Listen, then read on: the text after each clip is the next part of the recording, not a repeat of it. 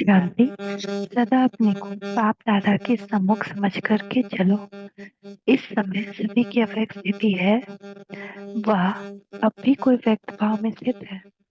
कोई भी व्यक्त स्थिति में स्थित होकर बैठेंगे तो अव्यक्त मिलन व अव्यक्त बोल को धारण नहीं कर सकेंगे। तो अव्यक्त स्थिति में स्थित हो जो नहीं है वो हाथ उठावे। अगर इस समय अव्यक्त स्थिति में स्थित हो, व्यक्त भाव के भान से परे हो, तो क्यों परे हो? सभी की एक ही अव्यक्त स्थिति क्यों बनी, कैसे बनी? अव्यक्त बाप दादा के सामने होने के कारण सभी की एक ही अव्यक्त स्थिति बन गई है। तो ऐसे ही अगर सदा अपने को बाप दादा के सम्मुख समझकर चलो तो क्या स्थिति होगी? अव्यक्त होगी ना। तो बाप दादा के सदा सम्मुख रहने के बजाय बाप दादा को अपने से अलग व दूर क्यों समझकर चलते हो? जैसे एक सीता का मिसाल सुनाते व सुनते रहते हो कि सीता सदा किसके सम्मुख रहती थी? राम के सम्मुख, अर्थात स्थूल में सम्मुख नहीं, लेकिन बुद्धि से सदा बाप दादा के सम्मुख रहना। बाप दादा के सम्मुख रहना अर्थात रावण माया से विमुख रहना। और जब रावण माया से विमुख हो जाते हो तो बाप से बुद्धि विमुख हो जाती है। तो जो अति प्यारे से प्यारा संबंध है उससे स्वतः ही सम्मुखी बैठने, उठने, खाने, पीने, चलने अर्थात सदा साथ का अनुभव होता है। तो क्या बाप दादा के सदा सम्मुख नहीं रह सकते हो? अगर सदा सम्मुख रहेंगे तो सदा अव्यक्त स्थिति रहेगी।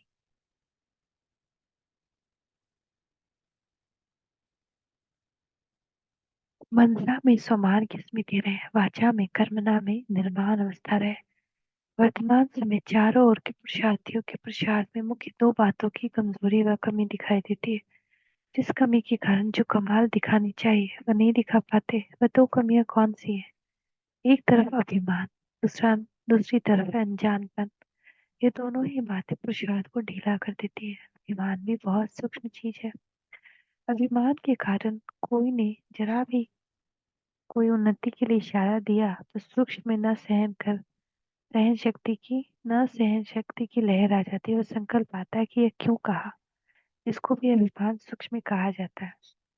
कोई ने कुछ इशारा दिया तो उस इशारे को वर्तमान भविष्य दोनों के लिए उन्नति का साधन समझ करके उस इशारे को समा लेना, वो अपने लिए सहन करने की शक्ति बढ़ना, ये अभ्यास होना चाहिए। सूक्ष्म में भी वृत्ति व दृष्टि में हलचल मचती है, क्यों, कैसे हुआ। इसको भी देखिए अभिमानी की स्टेज नहीं कहेंगे। जैसे महिमा सुनने के समय वृत्ति व दृष्टि में उस आत्मा के प्रति स्नेह की भावना रहती है, वैसे ही अगर कोई शिक्षा या इशारा देते हैं उसमें इसी आत्मा के प्रति ऐसे ही स्नेह की शुभचिंतक की भावना रहती है कि आत्मा मेरे लिए बड़ी से बड़ी शुभचिंतक है। ऐसी स्थिति को कहा जाता है देह अभिमानी। अगर देह अभिमानी नहीं है तो दूसरे शब्दों में अभिमान कहेंगे। इसके लिए अपमान को सहन नहीं कर सकते और दूसरी तरफ बिल्कुल अनजान, इस कारण भी कई बातों में धोखा खाते हैं। कोई अपने को बचाने के लिए भी अनजान बनता है, कोई रियल भी अनजान बनता है। तो इन दोनों बातों की वजह है समान, जिसमें अभिमान बिल्कुल खत्म हो जाए और निर्माण, ये दोनों बातें धारण करनी है। मनसा में समान की स्मृति रहे और वाचा में कर्मणा में निर्माण अवस्था रहे तो अभिमान खत्म हो जाएगा। स्व स्थिति व अनादि स्थिति को जानो। अपने आदि अनादि स्व स्थिति को जानते हो? सदा अपनी स्व स्थिति में स्थित रहने का टेंशन रहता है। जो स्व स्थिति अर्थात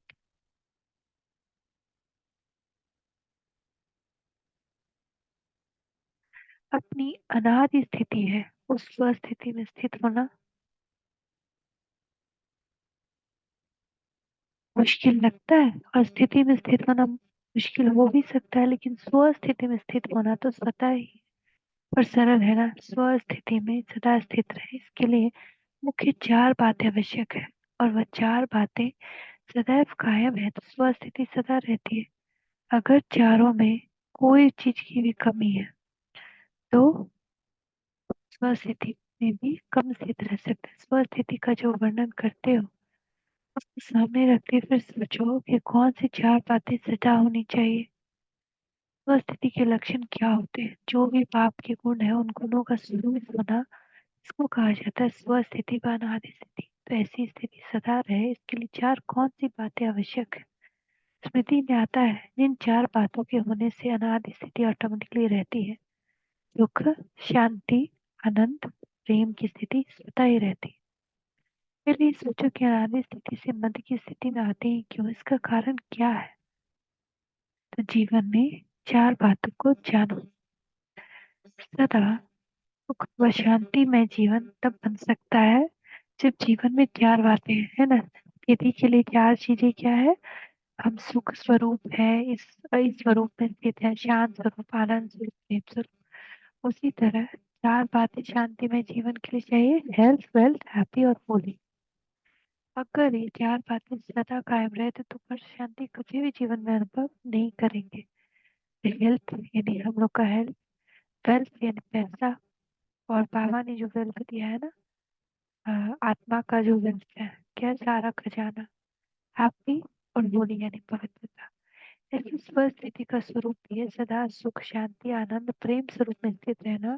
तो स्वस्थिति से भी विस्तृत में आते, उसका कारण क्या है? वेल्थ की कमी व हेल्थ की कमजोरी, वह होली नहीं बनते हो। इसके साथ साथ हैप्पी अर्थात हर्षित नहीं रह सकते हो।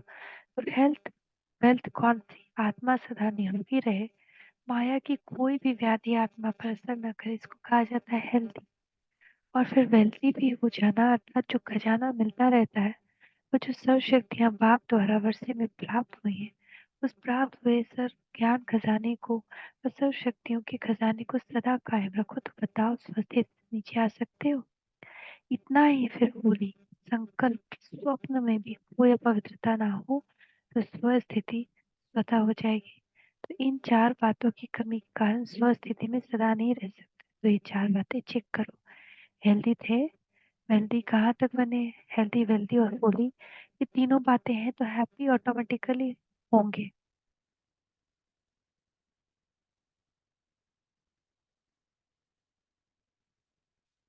तो इन चार बातों को सदा ध्यान में रखो।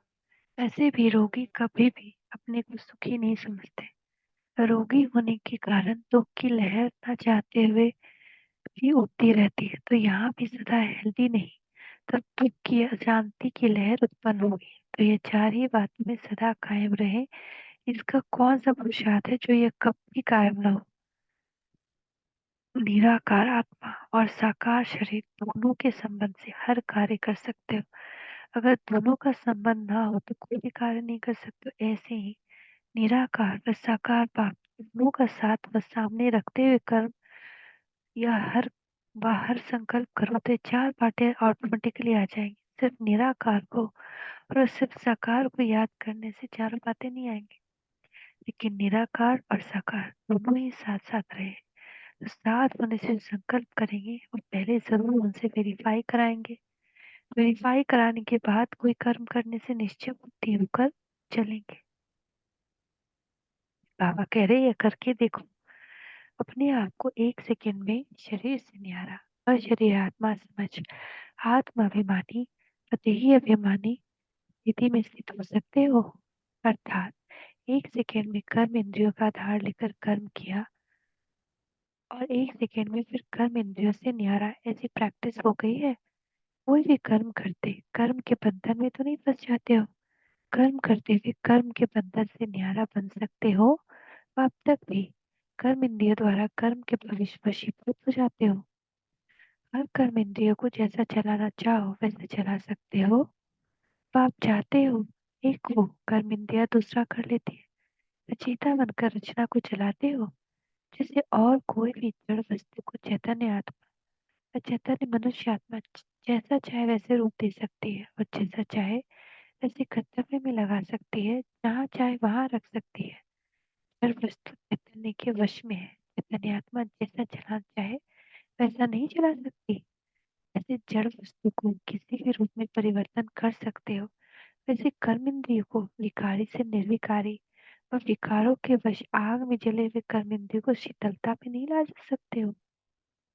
क्या चैतन्य आत्मा में परिवर्तन की शक्ति नहीं आई है?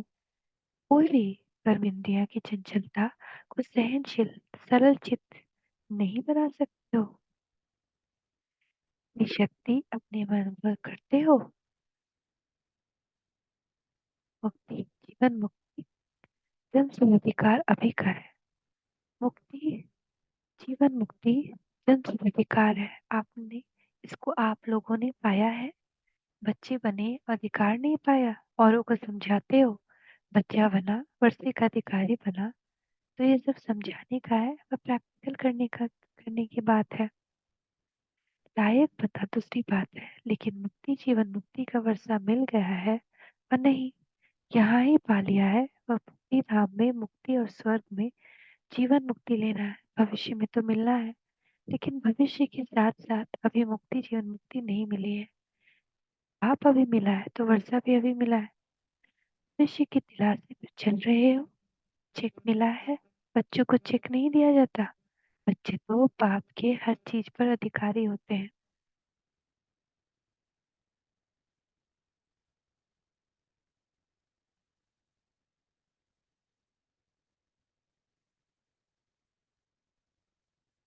अधिकारी को चेक का दिलासा नहीं दिया जाता।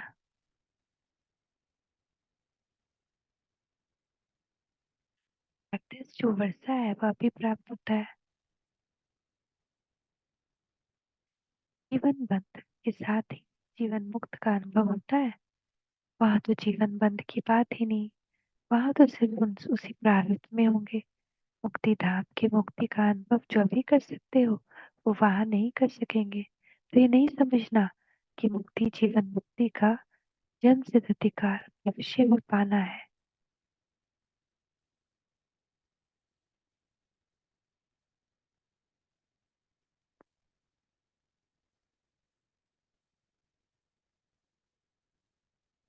नहीं, जब से बच्चे बने तो वर्षा भी पा लिया। बाकी रहा आज्ञाकारी, वफादार, फरमानबरदार कहाँ तक बनते हो वह नंबर। वर्षे के अधिकारी तो बन जाते हो।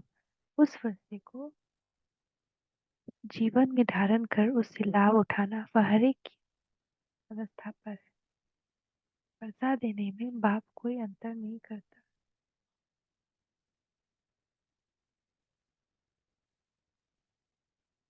लायक और नालायक बनने पर अंतर हो जाता है। इसीलिए कहा कि जन सिद्ध अधिकार अपने आप में सदा प्राप्ति करते हो। सदा मुक्त रहना चाहिए ना। देह से, देह के संबंध से भी मुक्त, और पुरानी दुनिया की स्मृति से भी मुक्त नहीं बने हो। मुक्ति की अवस्था का अनुभव अगर करते हो, मुक्त होने के बाद जीवन मुक्ति का अनुभव ऑटोमेटिकली हो जाता है, क्योंकि जीवन में तो होना, शरीरधारी होना, जीवन में रहते हुए देह और देह के संबंध और पुरानी दुनिया के आकर्षण से मुक्त, इसको ही जीवन मुक्त अवस्था कहा जाता है। तो मुक्ति, जीवन मुक्ति का अनुभव अभी करना है, ना कि भविष्य में। भविष्य में तो यहाँ की प्राप्ति की प्रारब्ध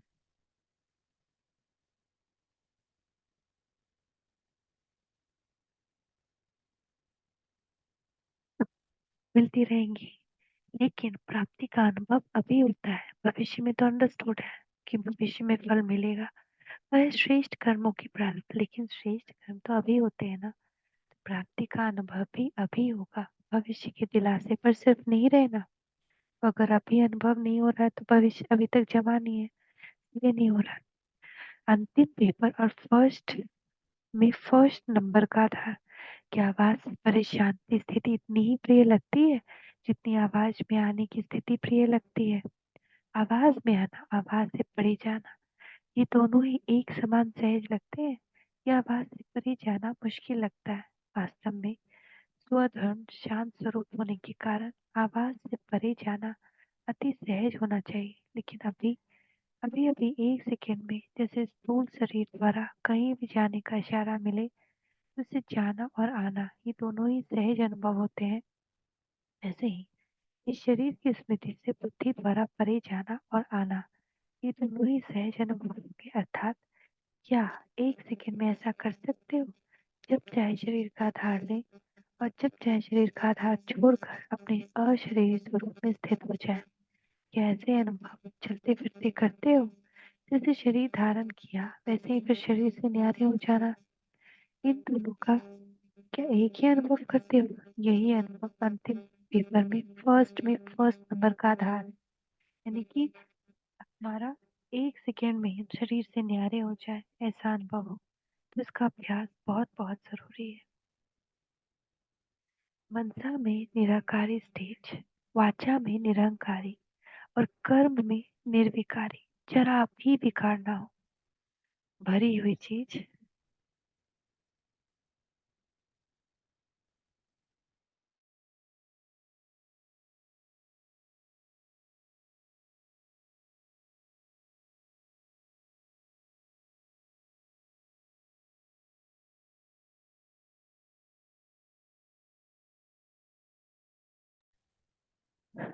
भरी हुई चीज पावरफुल होती है तो मुख्य कारण यह है।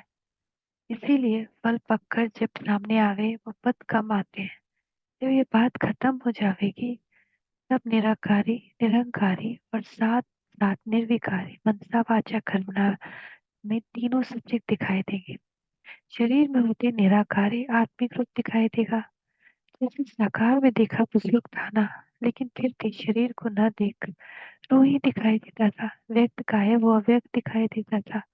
तो साकार में निराकार स्थिति होने के कारण निराकार व आकार दिखाई देता था। तो ऐसी अवस्था प्रैक्टिकल रहेगी। अब स्वयं भी बार बार देह अभिमान में आते हो तो दूसरे को निराकारी व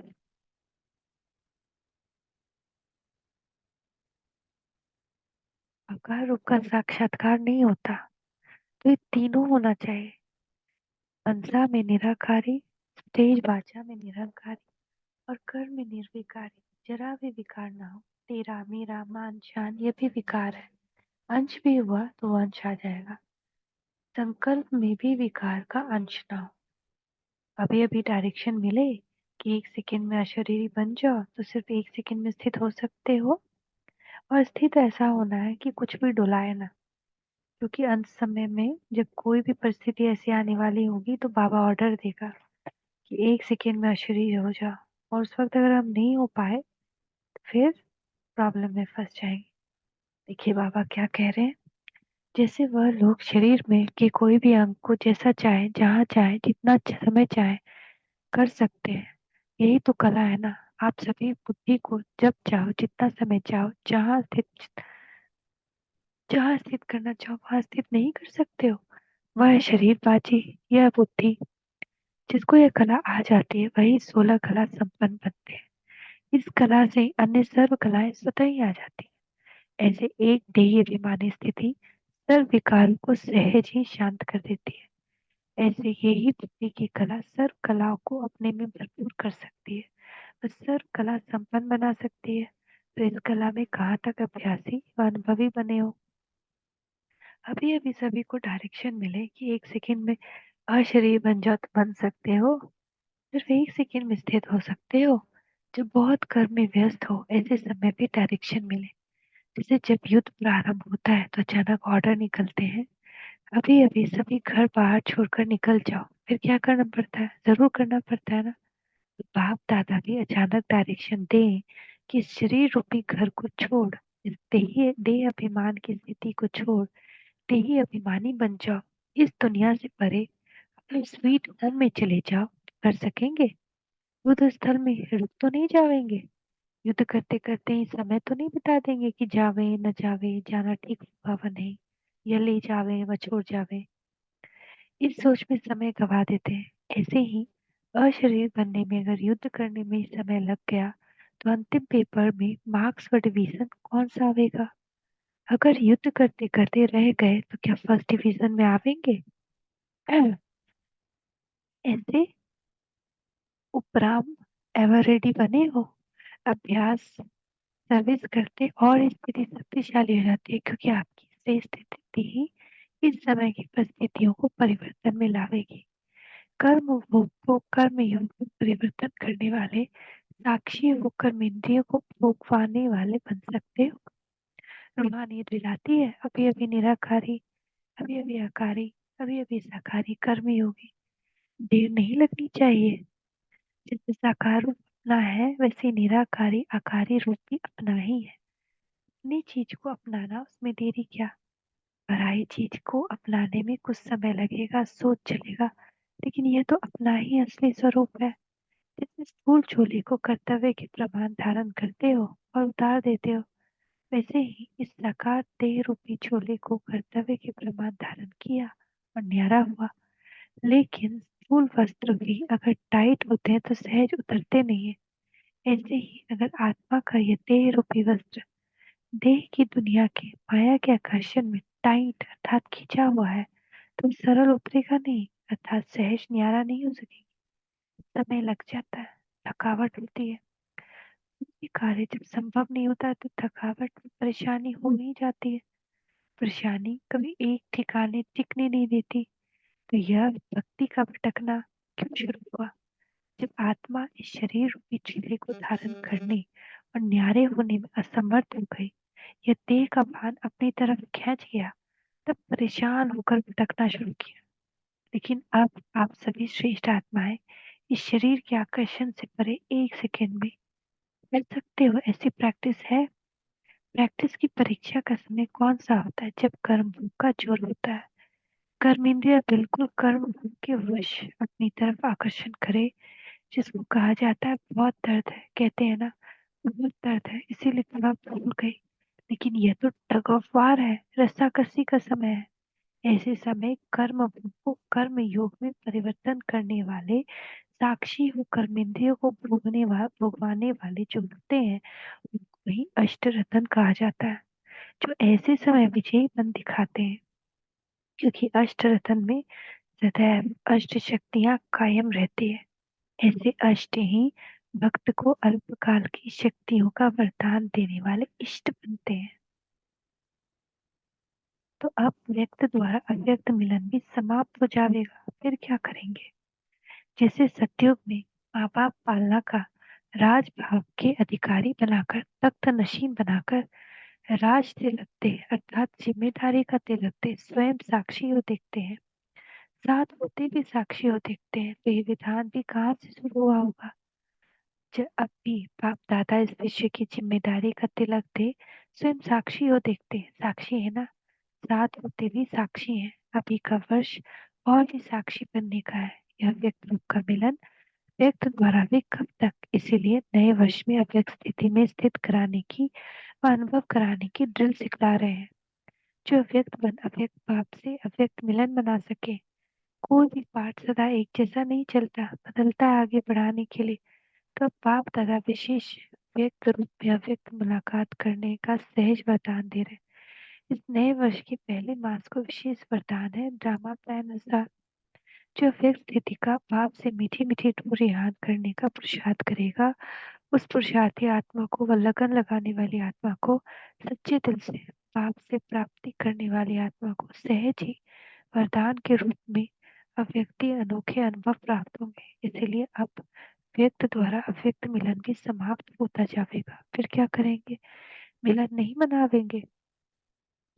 अल्पकाल के मिलन के बजाय सदा काल के मिलन के अनुभवी बन जाएंगे। ऐसे अनुभव करेंगे जैसे बिल्कुल समीप सम्मुख मिलन मना रहे। समझा? सिर्फ बहुरूपी बन जाओ तो सर्व स्वरूपी सुखों का अनुभव कर सकेंगे।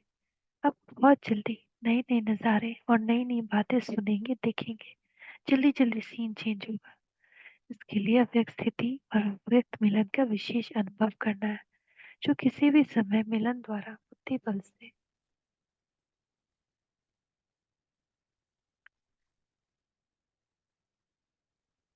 अपने पुरुषार्थ व विश्व सेवा के सब कार्य में सफलता मूर्त बन सको। अब अव्यक्त मिलन का अनुभव किया, जिस समय चाहो या जिस परिस्थिति में चाहो उस समय उस रूप से मिलन मनाने का अनुभव कर सकते हो। क्या प्रैक्टिस हो गई है? जब थोड़ी सी प्रैक्टिस की है तो उसको बढ़ा सकते हो ना। तरीका तो सभी को आ गया है। यह तो बहुत सहज तरीका है, जिससे जिस देश में जिस रूप में मिलना चाहते हो वैसा अपना वेश बना लो।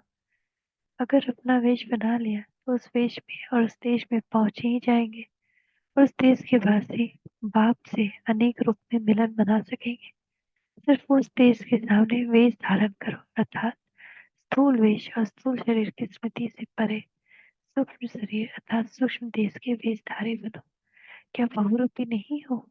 क्या वेश धारण करना नहीं आता?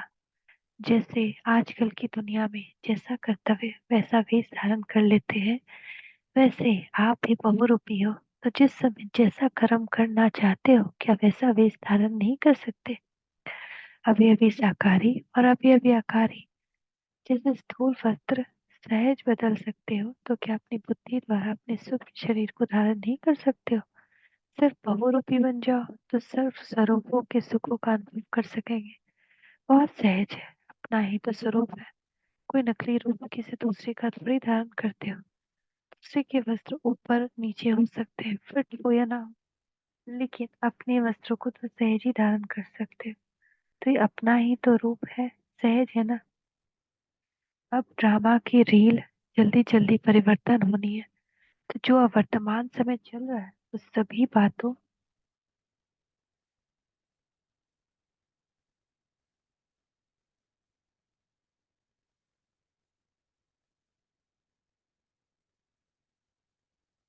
वह सभी बातें परिवर्तन होनी है। व्यक्ति द्वारा व्यक्त मिलन ये सभी तीव्र परिवर्तन होने हैं। इस कारण अव्यक्त मिलन का विशेष अनुभव विशेष रूप से कराया और आगे भी अव्यक्त स्थिति द्वारा अव्यक्त मिलन के विचित्र अनुभव करेंगे। इस स्पर्श को अव्यक्त मिलन द्वारा विशेष शक्तियों की प्राप्ति का वरदान मिला हुआ है।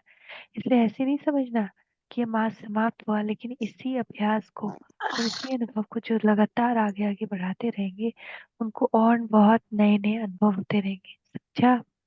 आवाज से परे अपनी आत्मा के स्वधर्म शांत स्वरूप स्थिति का अनुभव नेचुरल रूप और निरंतर रूप से करते हो। जैसे आवाज में आने की प्रैक्टिस निरंतर और नेचुरल रूप में है, ऐसे ही आवाज से परे अपनी आत्मा के स्वधर्म शांत स्वरूप की स्थिति का अनुभव भी नेचुरल रूप में निरंतर करते हो। दोनों अभ्यास समान रूप से अनुभव करते हो।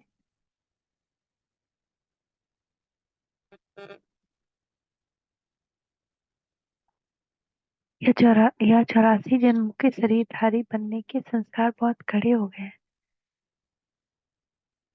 84 नहीं, सॉरी,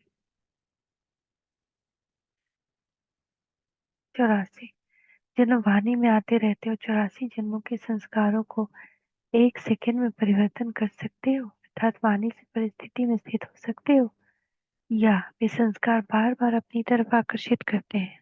क्या समझते हो? 84 जन्मों के संस्कार प्रबल हैं, या इस सुहावने संगम युग के एक सेकंड के अशरीरी वाणी से परे अपनी अनादि स्टेज का अनुभव भी प्रबल है? उनकी तुलना में वह स्टेज पावरफुल है जो अपनी तरफ आकर्षित कर सके, या 84 जन्मों का संस्कार पावरफुल है? वह 84 जन्म है और यह एक सेकंड का अनुभव फिर भी पावरफुल अनुभव कौन सा है? क्या समझते हो? ज्यादा आकर्षण कौन करता है, वह अनुभव या यह अनुभव? वाणी में आने का संस्कार या वाणी से परे होने का अनुभव? वास्तव में यह एक सेकंड का अनुभव बहुत समय के अनुभव का आधार है। एक सेकंड में अनेक प्राप्तियों को अनुभव कराने वाला है, इसलिए यह एक सेकंड अनेक वर्षों के समान है। ऐसा अनुभव करते हो ना? जब चाहो जैसे अपने मुख को चलाना चाहे वैसे चलाएं, लेकिन इसको कहा जाता है इस शरीर को चलाने वाले मास्टर मालिकपन की स्टेज। तो मालिक बने हो, शरीर के मालिक बने हो। मालिक कौन बन सकता है ये जानते हो? मालिक वो बन सकता है जो पहले बालक बन जाए। अगर बालक नहीं बनते तो आप अपने शरीर का मालिक भी नहीं बन सकते। ओम शांति, ओम शांति, शांति।